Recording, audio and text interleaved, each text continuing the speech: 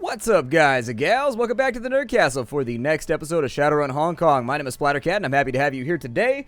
This is a little bit of a weird episode for me because I'm doing all this commentary in post because I accidentally deleted the audio. The gnarled bar stool offers little in the way of comfort. A quick look around reveals the disparity between the restaurant proper and the bar, the latter of which appears to be neglected in comparison to the pristine dining room. Old, dry drink rings dapple the counter's uneven surface, and angry scratches run down its length. But you've got time to kill before Rooster arrives, and this is as good a spot as any to wait. We'll have a seat there. The minutes tick away. Rooster should be here any time now. But yeah, I'm doing this one in post, which I very, very rarely do because the audio ended up getting deleted. That guy is running like crazy. An alarmed waiter in a tussled uniform stumbles into the kitchen. Chef, we have a problem. A big problem. Cut the drama, Cork Mage. We're working here. Cork Mage? What is that, like a disparaging term for anybody that opens a wine bottle? Oh man, that's ridiculous, Cork Mage. We got a fight out front in a sick diner, and you're still in here glazing dumplings? Our second floor guest is pissed. His head of security spewing up prawns and looking for somebody to blame. Better brace yourself for a mouthful of fists. So yeah, if I'm reading the dialogue and it's slightly off, it's because I'm doing it in post and I'm trying to guess how long I'm going to take to do this. Should be interesting. A howl and several thumbs catch the cooking staff's attention. Apprehensive glances are tossed around the kitchen. Their fear abruptly confirmed as a huge orc bursts into the room. The jagged scar on the orc's cheek matches your client's description of the Talon, or it would if the Talon's face weren't a lumpy, swollen, seeping mess. The Talon's face flushes in anger, or perhaps a side effect of his allergies. He raises a knobby finger to the room. What is wrong with this place? His swollen lips spit more saliva than sounds. Excuse me, sir, you're holding the kitchen up. If you have any questions or concerns, speak to our host up front. He rounds the chef, shoulders raised in disbelief. I've got a concern, all right. A concern regarding the shithouse you call a restaurant. His voice booms. This is the third time you slopheads have fucked up my order.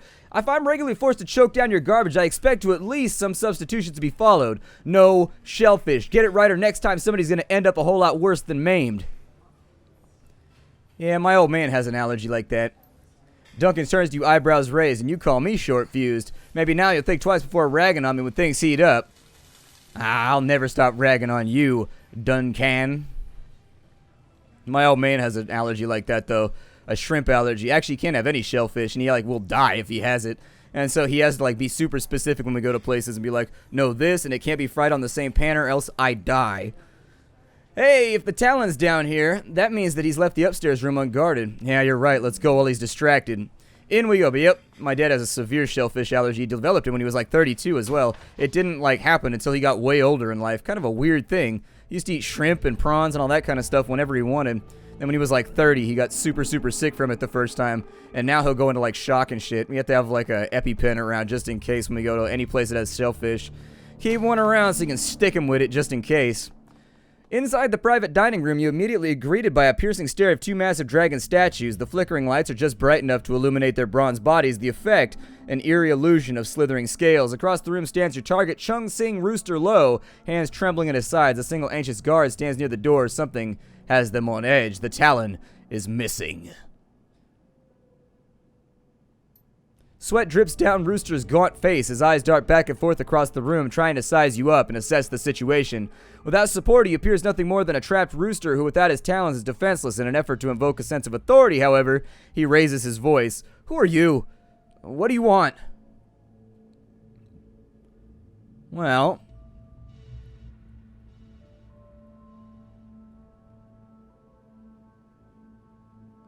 I've come to deliver you to my client, Mr. Lowe. Don't worry, they specified that you are not to be harmed. Apparently, at this point, I decided to sit here for super long and not click any of the buttons. Zhao, where is the Talon? Where is the rest of my security? A second passes while his eyes scour the room looking for someone or anyone to come to his aid. Never you mind, just get the street tramp out of my face. Yes, sir! Yeah. No Talon, no backup all alone. You must really like your boss. No, not exactly. He begins to slowly back towards the door. In fact, you can have him. Good boy. There's nothing like good help. Nothing like people that won't abandon you. Bail on you. Quick, Triad boy, let's do this thing. Get over here. No, wait, spare my life, I beg you, please. Drops a spit spatter from his mouth, his desperation obvious. Things could be worse, Rooster. My client could have wanted you dead, so be thankful. Listen, Seattle, we may have Rooster, but these stiffs were probably just a handful of guards. He could have more downstairs. We can't leave the same way that we came in. If we're going to get out of here in one piece, we need to find a new exit route fast, and I'm betting Chicken Guy knows one. So how about it? Where's the door you used to discreetly make your way in here? Rooster's teeth are clattering inside of his head. His frame shakes uncontrollably. The realization that he's at your mercy with no one left to defend him is sinking in. Well, go ahead, spit it out. Tell me where the back door is and I'll let you keep your teeth. He stammers incoherently for a moment, but his words catch up with him. It's just outside this room to the right, but it's locked. Doesn't matter, I'm guessing you know the way to open it. He blinks for a moment, shocked. Yes I do. He reaches into his coat pocket and withdraws a small key. I'll take that. It is really hard to time this in post. Like, you guys have no idea. I have no way to figure out how long the dialogue's gonna go. So basically, I'm watching my mouse cursor right now and just hoping for the best. And if it goes too fast, I guess it goes too fast. Was there anything back in this room over here? I'm gonna go take a look. Honestly, I think there was something over here that we wanted to take care of, but I don't remember exactly what it was because it's been like a week and a half since this happened. Ooh, a fishy tank. Yeah, I vaguely remember something about this. A monolithic, extravagant aquarium dominates the restaurant's lounge. Awakened sea anemones open and close along the tank's rocky bottom, unfurling to reveal a riotous explosion of color. It's like a natural fireworks display. In the upper reaches of the tank, multicolored fish of all shapes and descriptions circle and swarm. Schools of tiny prawns are in and out of the rocks as skate-like things the size of a koi glide through the water above them. Something like a lionfish made of bronze beats its frilly tail, causing shafts of light to reflect and refract through water. Some of the animals in the tank must be exceedingly rare and expensive, so we can grab a fish or we can walk away. Better judgment would say to walk away if there's a lionfish, but YOLO it. Some of these have sharp-looking teeth, Pop-Tart, but if you want to get bitten, be my guest. Psh, don't worry, I got it. You're being a coward right now. We got this thing. We're in the future where you can fix any wound. You can bandage and salve any big hole in the body. Let's just grab ourselves a freebie fish and see what happens. He shrugs. Your call. You pop open a feeding port on the side of the tank, and after a few seconds of splashing around, you grab a spine fish with large fins. A moment later, you plop it into a hydration bladder that you find in a dispenser on the side of the tank. A fish stares at you, bumping its head against the shimmering plastic. Secure in its bladder, it should survive until you can find a buyer after the run. Hooray! We got $50 worth of fishies. I like money. Money makes me happy in this game because it allows me to buy new shiny things to wound my foes with. There's one thing I enjoy, it's wounding my foes. Outside we go! Oh man, they put in a little hallway. I like how they have garbage cans all lined up though. They're perfectly symmetrical. I guess if threes can be symmetrical. Your comlink clicks a burst of static, then the sound clears to reveal a soft voice. Splattercat, is this your channel? Sure is. Name's Pei Lon. I'm your getaway driver. We have details to discuss, but let's keep it brief. Time's ticking. Another burst of static and Pei Lon continues. I'm at the loading dock across the bridge from the restaurant's main entrance. Big old schooner. Can't miss me, but neither the HKPF, who I've just learned are on their way here, but neither will the HKPF, basically.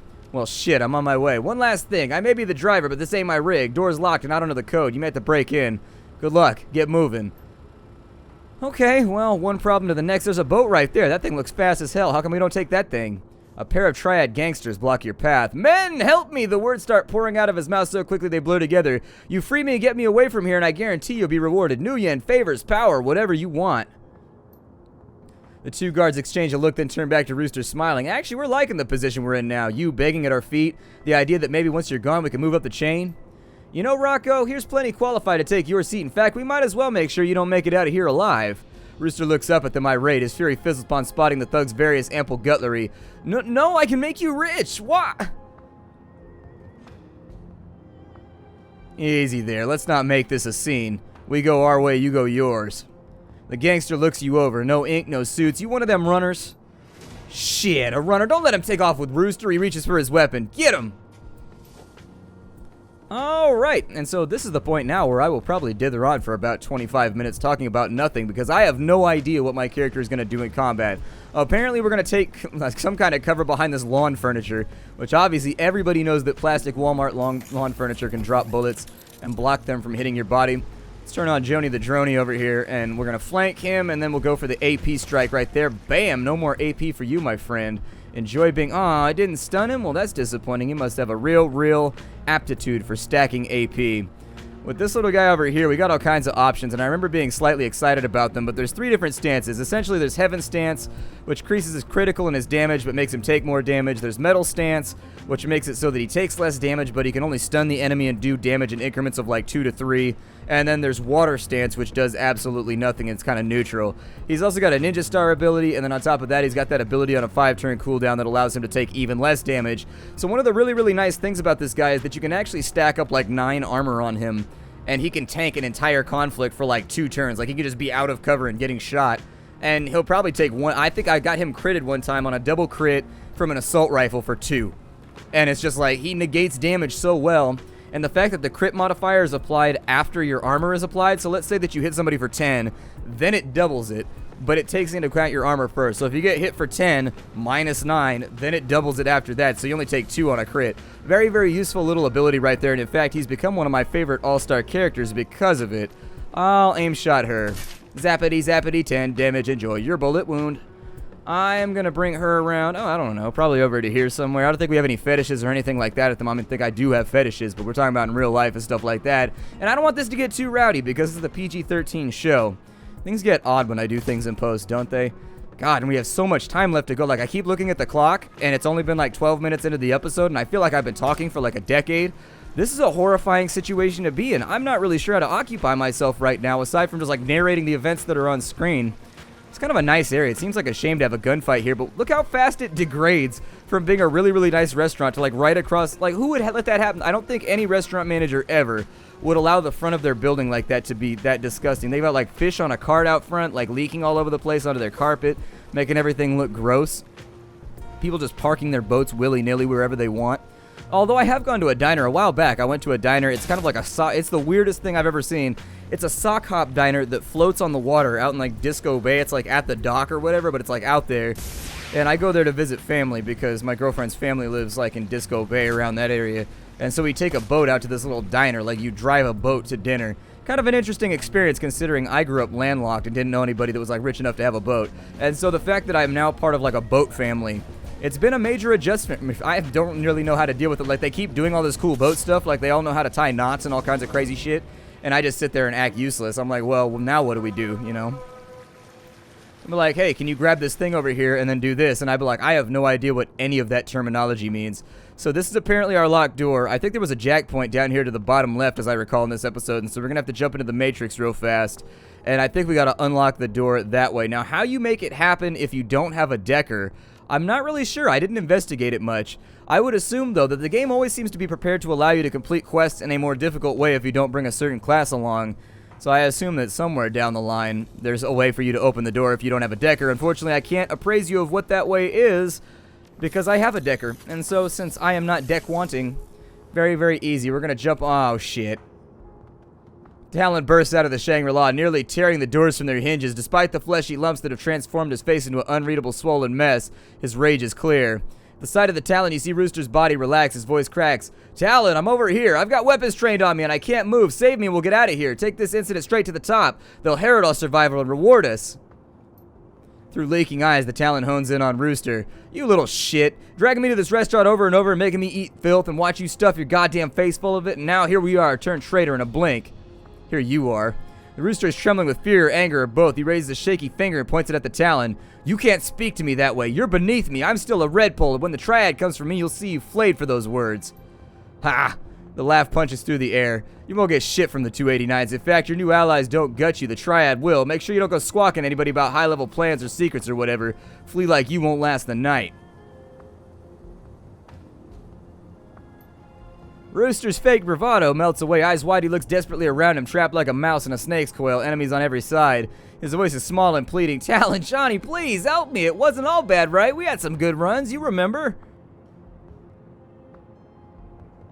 Clicky? Panic shakes him. I had no choice, Johnny. I was forced to surrender, but if you help me and get me out of here, I can see to it that you're rewarded. Even promoted. How would you like that? Without hesitation, the Talon takes a step forward and spits on the ground. To hell with you, you spineless bit pusher. I'll bet you didn't even put up a fight, just rolled over and played the captive. Coward, I'm going to enjoy planting a bullet in your soft, worthless skull. He readies his weapons. Alright, so we've got it. Oh shit, she's got a grenade launcher, and she looks like she knows how to use it. I bet her name's Helga, or like Inga or something. Well, obviously I gotta sit here for a bit. That's actually a pretty easy patrol right there. Oh no! Okay, I was wrong. I didn't realize there was a junction right there. Even in watching the footage a second time, I didn't realize that there was going to be a junction right there. And so I failed miserably. I should probably blow this little bastard up and make sure that he doesn't bother me any further. So no, don't AoE. Please don't do that. It's so much worse watching me do it in post, too, and just being like, please don't blow yourself up. I would desperately love it if you would not blow yourself up so that we together would not look like an idiot on the internet as per usual. Truly and deeply, I would love. We only have 70 trace in this. This might be a little bit rough. Oh, good. There are so many more watchamajigs in here that, unfortunately, we got to figure out how we're going to get up to the left-hand side. I have no idea. Maybe behind. That's not going to line up properly either. We may just have to blast our way through this, considering I have no idea what I'm doing. But it looks like there's a hole. Like right there, you can run past it on the right-hand side, maybe? I don't know if that's what I'm going to do. I'm just speculating here. I may screw this up entirely. I have no recollection of what occurred in this episode. How awesome would it be if the world actually worked like this, though? Like, you could get on the Matrix and just, like, walk around with your persona and, like, your bod. Got your deck and everything going on. For a while, they tried to make it wireless. The Matrix got weird in 4th edition. Oh, there's enemies up there. Well, that might be a good thing or a bad thing. It's probably a good thing, all things considered. It'll allow me to... Oh, and we're going to go back into normal combat. But yeah, back in the day, Matrix combat was a little bit more different than how it is now. They went through, like, all the cyberdeck iterations, and then in, like, 4th edition or something like that, they got rid of cyberdecks in favor of, like, cell phones and PDAs, and then you would just have, like, your cell phone, and you would get onto the Matrix that way, using, like, an eyepiece or whatever that would project the Matrix over the top of the real world. It made things kind of cool because deckers could then be in a firefight while at the same time decking. Like, they didn't have to zone out and be all catatonic while they were in the middle of a firefight, you know. But at the same time, I think a lot of people missed the cyber decks, and so they reverted it back to the way that it used to be. I didn't really have a preference, in all honesty. I played one campaign of 4th edition, and we didn't even have a decker because it was only a 3-man game. We had a samurai. We might have had 2 samurais, actually. We had 2 samurais and a mage, I think, or something like that. And so sometimes they would hire a decker, and then I would play the decker for them and also be the GM at the same time. Or what we would sometimes do if they needed a decker is they would hire one online. And so the decker would technically be there. He would just be making things happen and making skill checks and stuff like that. And then I would just narrate it to them, and they would just be disconnected from the whole thing. Kind of an interesting thing. But 4th edition was a little bit odd. I didn't dislike it, but I didn't love it either. I don't remember specifically why I wasn't really into it, but I recall things being streamlined but still complicated, which is like an odd paradoxical situation to be in for a tabletop game. I think they streamlined a lot of the systems, but at the same time they left a lot of them complicated, which meant that you had these weird periods where you would end up just like rolling loads and loads and loads of D6s randomly. Like sometimes it would just be like a quick check, and most of the time it would just be a quick check, but like every now and again you would hit one of these big snags where you just sit there and roll dice for 20 minutes. So I think that's always been a big problem that they've had with Shadowrun, is the dependence on a huge amount of dice. If you like dice, Shadowrun's probably the game for you. Believe me when I say you need at least like 20 D6s to play the game. You probably need more than that, in all honesty, because everything in Shadowrun is done with a D6. You got blocker ice over here. I don't know what the hell that was. It did like a weird shimmery thing right there that made me want to cry, so I hope that wasn't perm. We're going to hack this blocker ice right here real fast. Probably going to get it done real quick because, 5, 2, 4, 5, pretending like this is live commentary. 2, 7, 3, 5. It's totally done in post, though. Yay, we don't even need to do this. Why are you doing this right now? Just click next so that I can hack the thing because obviously I wasn't paying attention right there, so. Oh, okay. Well, we got 2 M's on the back end. That one? Yeah, I was going to say I saw it too. I already had it locked in before I clicked on it in the current playthrough, so even in post I could see it pretty rapidly. I don't know why that is. I'm really good at pattern recognition for some reason. It's odd because usually I tend to be pretty mediocre to terrible at everything, but for some reason my ability to match those patterns is very, very rapid, and I don't know exactly why. I'm just like, I lock in quick. And it's strange because right before that you have an exercise which clearly proves that I'm really bad at memorizing stuff. And yet when I see the little symbols, I know there's an M second, or I know there's an M third to last, there's an M last, there's a little T thing that's second to last, and that you just go by process of elimination. You look and see if those match up. And usually there's only one that matches up the last 3 or matches up the first 3 or anything like that. Occasionally they throw you for a loop and there'll be one that has the same sequence on the back end, but not very often. If they really wanted to mess with you, they would have done it that way, but I assume at that point it probably would have been too hard. Get whooped on by my Typhoon Spirit. My Typhoon style will destroy you, Talon. No! I thought we got that thing that made him last an extra turn. Why did he just turn off? Has he been here for... I'm a little bit confused. Maybe I don't have it in this episode, but I thought I bought the thing for Gobbet that allowed me to keep him summoned for 2 turns with the maximum AP. By the way, that ability is banging. If you don't have that ability, you should totally go get that ability, because then you can just stock up on fetishes. And honestly, the elementals in this game are so strong and badass that they can steamroll their way through everything anyways. So, ooh, and there goes Johnny Talon. So the only thing we have left is to get Rooster Low up out of here. I think... You know, we are going to have to fight over here. I'm wondering if they're all going to direct their fire directly at the Rooster Low the second we cross this thing. I don't know. I think that's the gambit that I was going for when I was over here. I decided that I was just going to go for it and see if I could get everybody out. Unfortunately, my AP on my character is a little bit low because we're controlling a drone at the same time, so Joni the Droney's causing issues for us. Won't be the first time and it won't be the last time, but, you know, I like having him around. In a couple missions, we actually get some extra AP, which is pretty goddamn sweet. It's a thing that makes me happy, and I was like, oh, yeah, 3 AP's the stuff, because it means that I can have 2 drones that each have 2 AP. Unfortunately, I don't have the money to do any of it once we get to that point in the playthrough, but you'll see. No! There was an optional objective right there.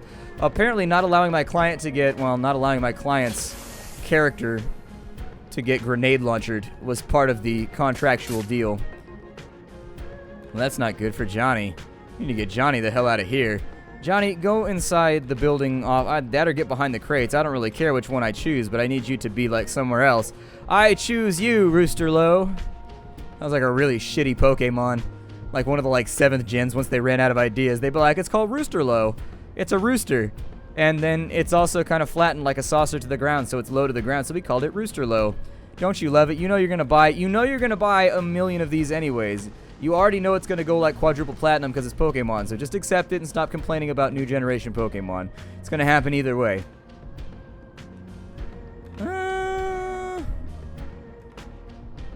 I'm in a precarious situation right now. I think the best option is probably just going to be to hoof it the hell on out of here as fast as possible while rotating people. But as long as they've got that grenade launcher over there, I don't feel good about this engagement. I don't feel good about any engagement. I don't think I'm built for marriage. I just don't think that I am. I'm not that guy. Ah, that's what you get. That's what you get. Enjoy that stinky grenade. Enjoy it right upside your heads, you bastards. Apparently, when you use a grenade, it flushes people out of cover. I learned this today. When people get stunned, it pulls them out of cover. I totally didn't know that until like a day ago when I was recording an episode and we were in cover and somebody smoke grenaded me and it stunned my character, and then they spent the rest of the turn like flanking him to death. I was like, oh, so you can stun people out of their cover. That's pretty sweet. Ow! That gun sounds really powerful. It sounds like it's upset. Sounds like a gun that commands respect among all other guns. Like if other guns were around at a party, he'd be like, hey, I'm speaking right now, and all the other guns would be like, okay. Like the mini-sigs and stuff would just like let it go, because he brings the brucka, and he, you know, would embarrass them by making his thunderous, cacophonous sound of death. I sort of want to, like, run up in here with our samurai, and so I think I will. And then we're going to stab this Triad Enforcer over and over and over again in his stupid face holes. It didn't stun him, though, unfortunately. I was hoping that he would get stunned, but, well. Sometimes things don't go according to plan the way that you want them to when you play this game. That's life. Que sera. Such is life. I think as long as we can broom up some of these guys on the back end, we should be good. Ah, that gas seems really, really unlikely. Given my experience with 80% shots in this game. Oh, it made it. What do you know? And now he's just going to melt to death in acid while he sleeps. That actually seems like a pretty good way to go so long as you didn't feel it. I mean, he's unconscious anyway, so he's going to melt into a little Who Framed Roger Rabbit-like puddle. Wasn't there a thing like that? They used some kind of... Wasn't it turpentine or something they dipped the cartoon characters into? And it melted them back into ink? I remember that being, like, terrifying when I was a kid. That was, like, super scary. Will you stop shooting the main character? He's too sexy to die right now. How dare you grenade launcher my drone? Joni the Droney is a respected member of this party, and you will respect him because he is respected already, but not overly respected. Like, his respect receptacle is probably like 40% full. Like, he could definitely go with some more respect. Oh, look at you being all flanked over here. Well, then maybe I will kill your face holes off. There you go, grenade launcher asshole. That's my new nickname. It's not very clever, but grenade launcher asshole seems like a good enough, like, martial arts name. Like, I will call you, it's his Native American name, grenade launcher asshole. Grenade launcher asshole. Why are you firing grenades at me? Oh, there's the coup de grace. Every time I use that ability, it's entertaining. I enjoy it every single time. It is the best ability ever. It's actually one of the main... The only thing I don't like about coup de grace is that its cooldown is kind of low. I'm sorry, it's kind of high. I think it's on like a 3-turn cooldown or something like that. It takes a while to get it back. Like, you can't just get somebody with it every single turn. I think that it should probably be on a 2-turn cooldown, but... Is it on a 2? I don't know. I have to look. Have to take a look on the next turn. I really... Man, now I gotta use my Pomona kit. You're killing me right now. Literally.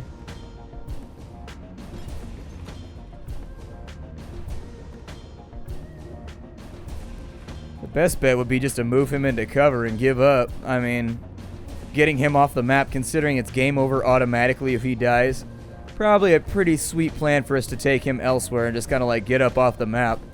Safer idea, in my opinion. And so off he runs into the darkness to leave his team to fend for themselves. I'm going to try and extract everybody as rapidly as I can right here. We should be able to get everybody off the map. Had I done things a little bit more intelligently, we probably could have gotten Rooster out of here without wounding him, but he seems like an asshole to me. Every now and again, you just got to wound somebody to put him on notice. That's going to be the end of the mission and the end of the episode. My name is Splattercat. Thank you for joining me here at the Nerdcastle for the next episode of Shadowrun Hong Kong. Check it out down below in the description if you wanted to get the game for yourself. I will see you all next time. Hi-do, everybody.